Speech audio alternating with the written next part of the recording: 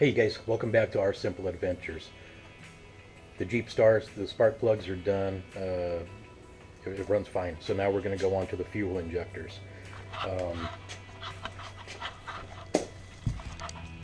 still have the air box and hosing off, so I'm going to do the removal of that on a separate video.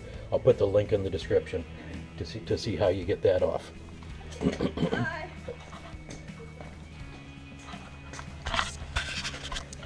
Neighbor just saying hello. She's probably wondering who I was talking to. Yeah, that removal of the air box will be on a separate video. Link in the description. As you can see, it's off. Jeep starts and runs. One tip for you guys: if you got to have plenty of light. If you cannot see what you're working on, it makes the job so much more difficult. You can see I've got my fluorescent shop light up here. I've got that thing. Those things are like, what, 15 bucks? I mean, they're blinding. And then I've got my little handheld light here that I can move around inside here. So yeah, having plenty of light will help you so much. So let's get moving forward on this, on these fuel injectors. As with anything I do on my vehicles, I've always got my trusty Haynes manual nearby to at least verify. You know, I go through their steps, and so just so you guys know, I'm not pulling all of this out of my butt. The first thing we need to do is relieve the fuel pressure. So, and the first thing it's telling me is to take the gas cap off to relieve any pressure in the gas tank. Done. Now it wants me to remove the fuel pump relay, and for those of you with a WK model Jeep Grand Cherokee, 3.6 liter, or I mean sorry, 3.7 liter V6. This is the fuse relay box for one of them, and if you look right here on your relay box, and right here, fuel pump. That would be the fuel pump relay, which these correspond.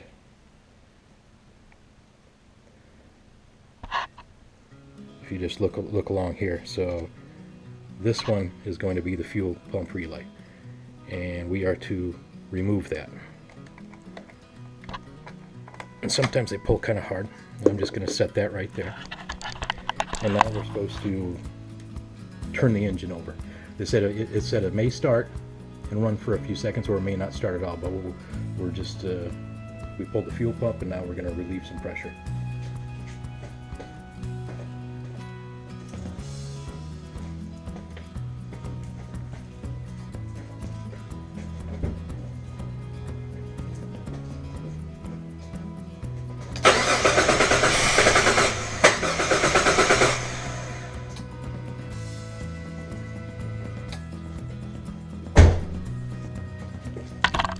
Okay, then we put the relay back in so we don't forget that for later. Close that down. And now we're going to pull the negative terminal of the battery off. So we do not want any electricity when we're working on the fuel system. Okay, the first thing we're going to do is remove the ignition coils. 1, 2, 3, 4, 5, 6, because this is the fuel rail. Here's the fuel line coming in. I'm going to try not to take that off. I think we can do this without taking the fuel connector off, because I think I need a special tool for that. If I need to do that, I'll talk to you about that. But first thing we're going to do is, this takes a 10 millimeter socket. We're going to pull off all 6 ignition coils, and to give us room to get to the fuel rail.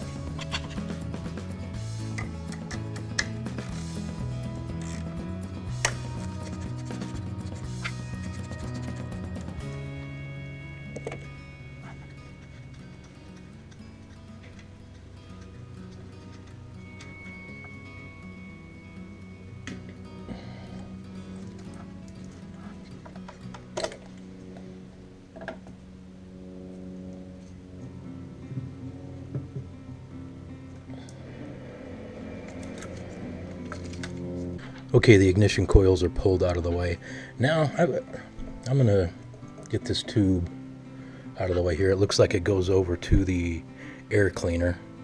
I think it might be part of the PVC system.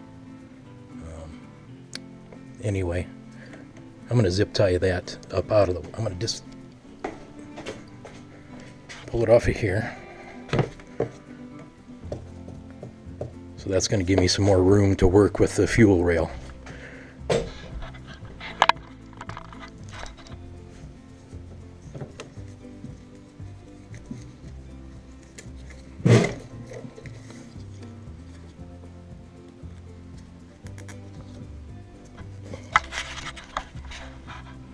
Okay, there's going to be 4 bolts, 2 on each side, that are holding the fuel rail. 1, 2, and then 2 on the passenger side. And these are 8mm bolts.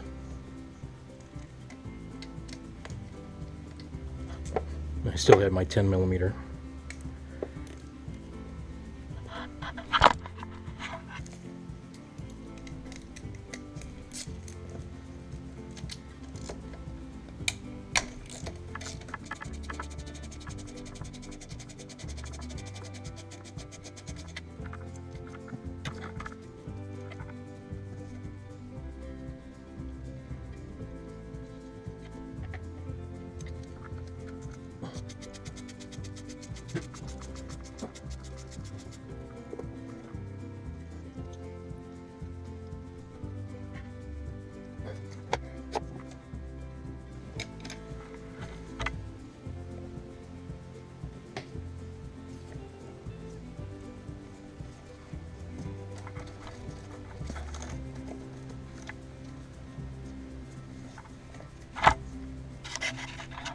Okay, the 2 bolts holding the fuel rail have been removed.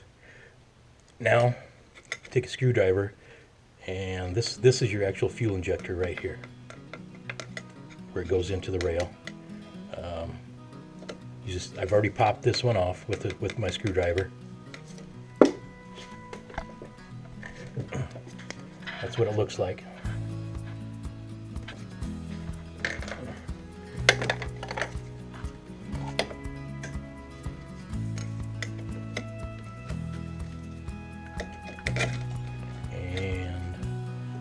Fell down there, so that's why it's always good to have a magnet. And we fish that out. Always have a magnet around too. Anyway, okay, we're gonna keep moving forward here. I'm trying to keep this video short. Okay guys, I just pulled up on this and pulled the fuel injectors out of the rail. They have O-rings going in the top here and O-rings going into the manifold. So it took a little bit of, you got to be firm, but I pulled up and disengaged all fuel injectors. Okay, we're going back in with the fuel injectors. This is a new one. What you want to do on these O-rings before you put them in is dip your finger in some oil, or I like to use Vaseline. Lube up. This goes into the fuel rail. This side goes down into the manifold. These are the clips that you saw me taking off. And just so you can picture what you're, you can see the little slot in the metal there. That is going to actually go on to there's a little lip on the fuel rail. And this part here, the round, if you can see on this fuel injector, there's a little slot on there. So this is actually going to pinch into this slot, and also these slots on the clip are going to catch these tabs on the fuel rail. So that's what will hold your fuel injector in the fuel rail. Hope that helps. It's kind of hard to film in there. And it always helps to know what you're dealing with when you're pulling it apart, and especially, of course, when you're putting it back together. Okay, I'm down to the last one here. I know it looked like it was the one I was starting on, but I went over to the other side, and because it seemed like those were easier to get to. And it's always best to start with stuff like this, to start on an easy one to get to, because you mean your access on the other ones isn't so good, but you'll know what you need to do. So, and the biggest advice I can tell you for this job: have patience. Take your time. Don't force anything. Don't break anything. Just be patient. Take your time, and it will come together. If you need to walk away, walk away. Come back. Anyway, okay. So this is the last one going in.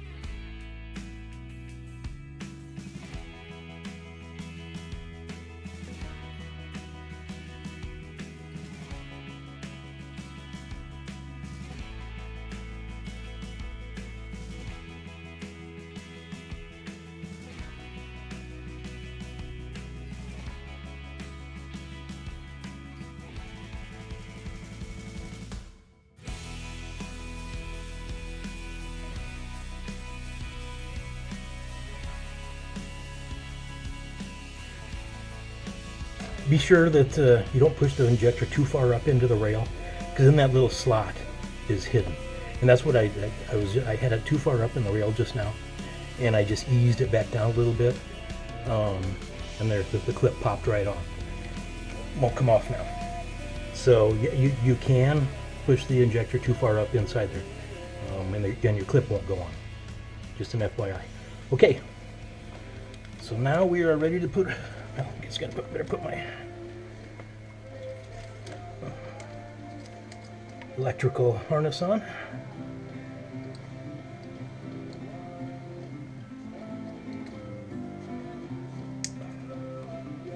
Alright, you heard the click. And we are on there. Okay.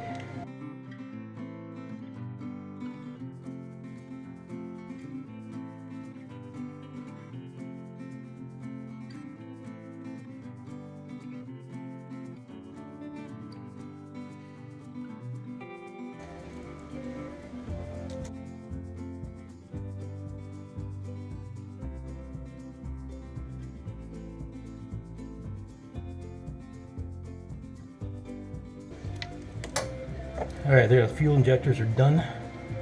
Now we put the ignition coils back in and the air intake. And I'll try and do a time lapse on that stuff.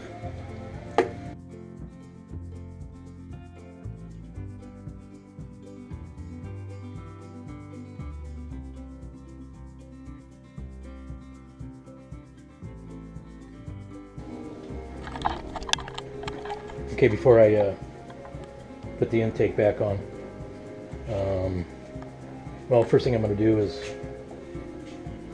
make sure I didn't leave any tools or extra parts anywhere that I might have put them or laid them.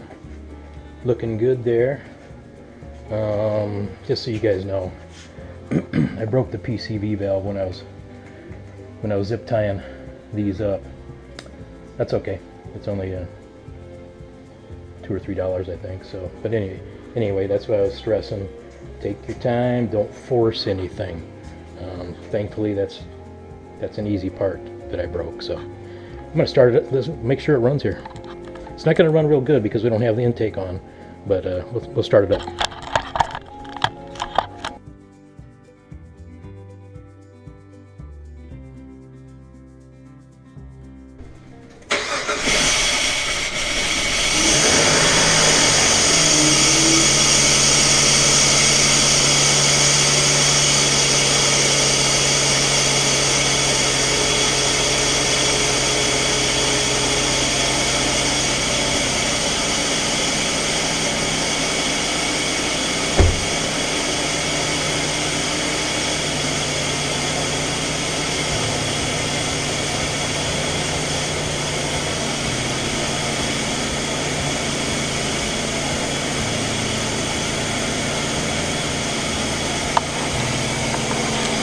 No fuel shooting out anywhere.